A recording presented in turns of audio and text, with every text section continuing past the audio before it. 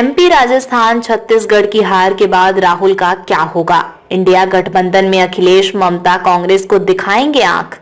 मध्य प्रदेश, राजस्थान और छत्तीसगढ़ विधानसभा चुनाव में अब तक हुई वोटों की गिनती में कांग्रेस के सारे दावों की हवा निकल चुकी है। मध्य प्रदेश में कमलनाथ की सारी चुनाव प्लानिंग फेल साबित हुई है। छत्तीसगढ़ में भूपेश बघेल के दांव और दंभ खोखले साबित हुए हैं। वहीं कांग्रेस को जिस राजस्थान से ज्यादा उम्मीदें नहीं थीं, वहां भी अशोक गहलोत के नेतृत्व में कांग्रेस बीजेपी के सामने घुटने टेकती दिख रही है। राजनीति के गलियारों में इन चुनाव रुझानों और रिजल्ट को लेकर नए सिरे से समीक्षा शुरू हो गई है। खासकर इन चुनावों के रिजल्ट का असर लोकसभा चुनाव को लेकर बनाए गए इंडिया गठबंधन पर होने की बात कही जा रही है।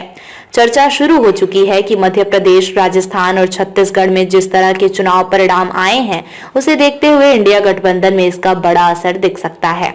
आइए समझते हैं इन चुनाव परिणाम का इंडिया गठबंधन पर क्या असर होगा। नहीं चलेगी कांग्रेस की मनमर्जी। कर्नाटक विधानसभा चुनाव में बड़ी जीत के बाद कांग्रेस खेमे में गजब का उत्साह देखा जा रहा था। कांग्रेस के नेता और कार्यकर्ता अति उत्साह में मध्य प्रदेश, छत्तीसगढ़, राजस्थान और तेलंगाना में सरकार बनाने का दावा कर रहे थे।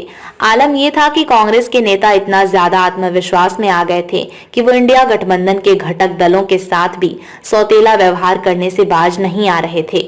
मध्य प्रदेश विधानसभा चुनाव में कांग्रेस ने पहले समाजवादी पार्टी को सीटें देने की बात कही थी, लेकिन बाद में मुकर गए थे। इस बात को लेकर सपा अध्यक्ष अखिलेश यादव ने यहां तक कह दिया था कि उनके साथ जो व्यवहार एमपी में किया गया है, वहीं वो लोकसभा चुनाव में यूपी में कांग्रेस के साथ करेंगे। वहीं इसके जवाब में कमलनाथ ने तो अखिलेश यादव और सपा से जुड़ा सवाल भी सुनने से मना कर दिया था। इसके बाद सपा ने उत्तर प्रदेश की सीमा से सटे मध्य प्रदेश के खासकर बुंदेलखंड इलाके की सीटों पर मजबूती से प्रत्याशी उतारे।